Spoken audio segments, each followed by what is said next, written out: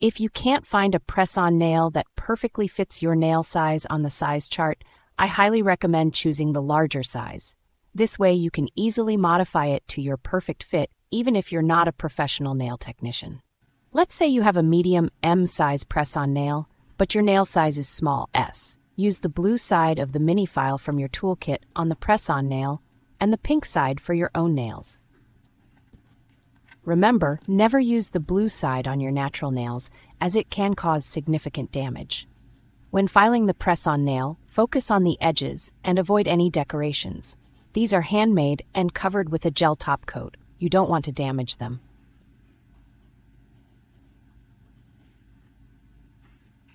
Gently file the nail, don't apply too much pressure, and be patient. Continuously check the fit on your own nail as you go. See, it's quite simple. Remember to take good care of your press-on nails so you can reuse them multiple times.